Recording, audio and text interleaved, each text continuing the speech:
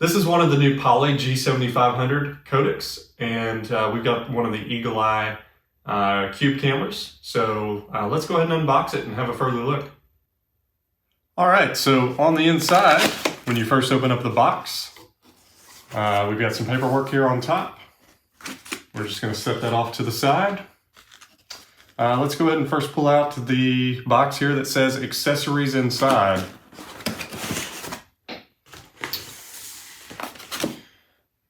And we'll go ahead and see what the accessory items are. Looks like within the accessory item box, there are some cables,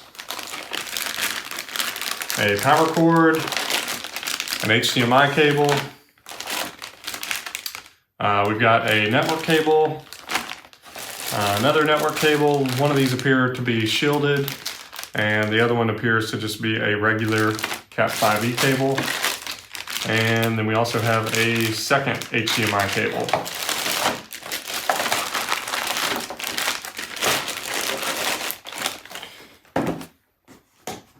In the additional box here, we have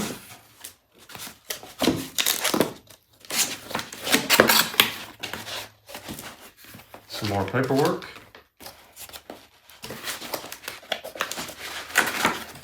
And here is the Eagle Eye Cube camera. As you can see, one of the Cube cameras. Let's go ahead and pull that out, give you guys a closer look at that.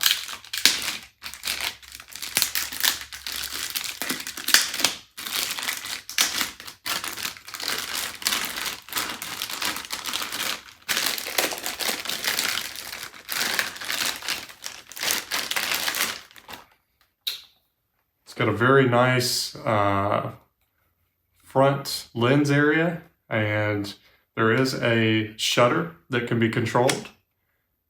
So you can actually close that off for privacy concerns while the unit is not in use. There is a foot here that allows you a base. It looks like it has a 1/4 20 for connecting it to like a tripod. This is also designed because of the edge here on the front. It's designed to hook on the TV, so to speak, kind of like this, and then that back leg to be able to support it. I believe you can wall mount these as well, so very versatile. On the back side, you get a USB-C power connection as well as a network connection.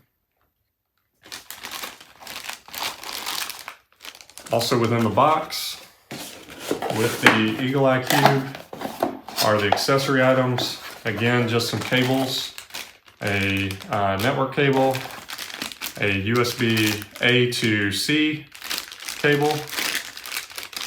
This is a nice cable. It does include the basically the threaded connection there that allows you to securely connect that USB-C cable so that it won't pull out accidentally. And we also have the wall mount that allows you to affix the Eagle Eye Cube to the wall, as well as some screws and drywall anchors. The final piece here that we have is, I guess not quite the final piece, a couple more pieces. So we've got one of the microphone kits that comes with the codec. Go ahead and pull that out for a further look. Simply looks like this. And it has a network connection. That's how it interfaces with the system. There's also a power supply here. Simply just takes a standard IAC connection. And finally, we are down to the codec.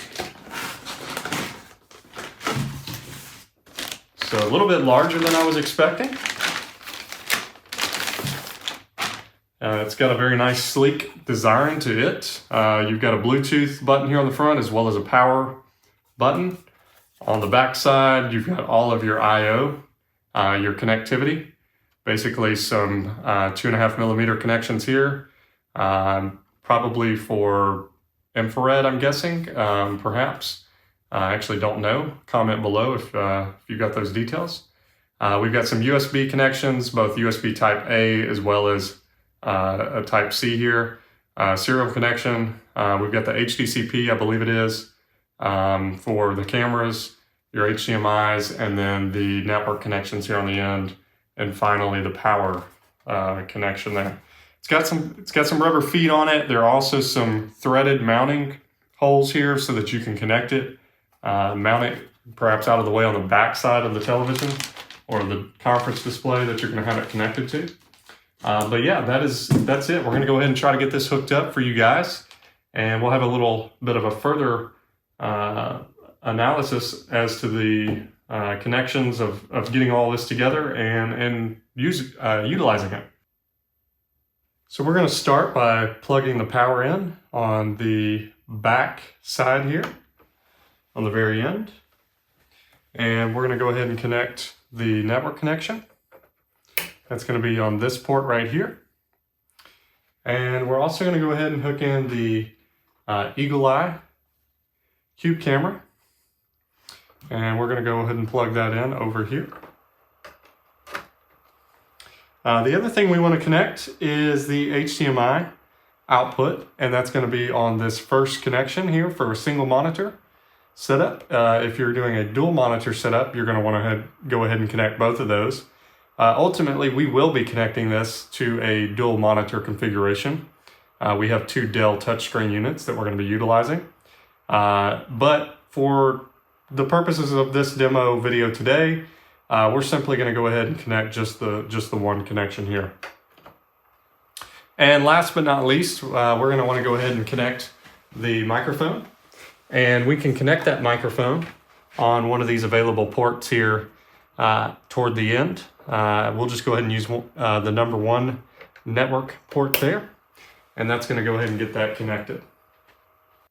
I do apologize. I wanted to point out the fact that I had overlooked the remote in the box a few minutes ago when we were unpacking it.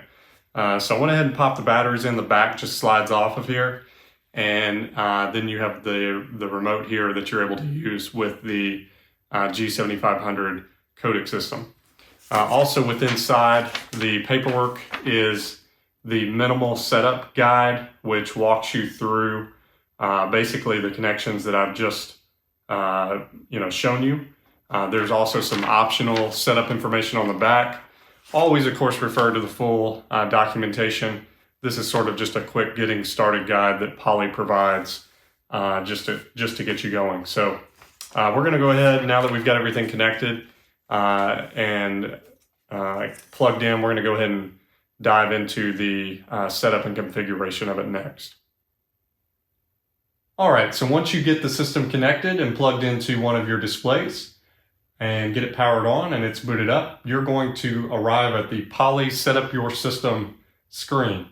As long as your network has DHCP enabled, then you're going to go ahead and get an address, and you're going to key that address in. It says into your web browser, enter the username and password that's shown, and that will be what enables you to go ahead and begin that configuration of it. And I'm going to go ahead and walk through that on my laptop here, and I will show you what this setup looks like. All right, so as soon as you pull up that IP address of the codec and log in with the default admin credential, username and password that was shown on the screen to you, you will then be asked to change the password, which we're going to go ahead and do. And we're also going to accept the end user license agreement.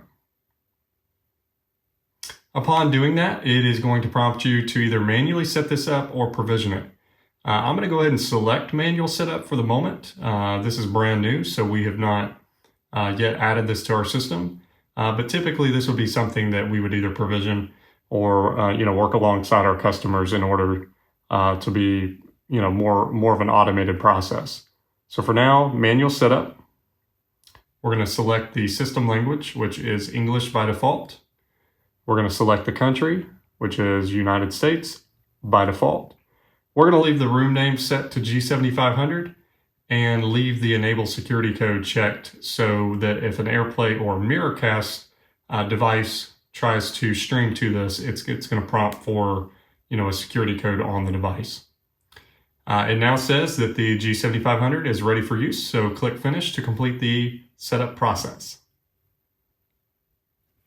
And upon doing so, you're going to see that up here on the screen, we now have video in the lower right-hand corner. And at this point, the display is basically showing the default Poly screen. And of course, it will go ahead and pull the date and time information, so long as the unit is connected to an internet connection. And back here on the screen, this is just the dashboard view that you get when you log into the unit. It just gives you the basic details and the status. And of course, you can dial from here, access contacts from here, favorites, see recent calls, etc. All that information is in here. Gives you the network information, even some statistical usage information, uptime. It's been up for approximately 10 minutes. And then we have a menu button up here on the left, which will enable us to go ahead and do further provisioning of the codec. So this concludes the demonstration video today of the G7500 codec. Make sure you like or subscribe these videos if you find them helpful. Comment below with any questions you have. We will be happy to follow up and answer. In further videos, we will explore more of the integration between the Trio C60.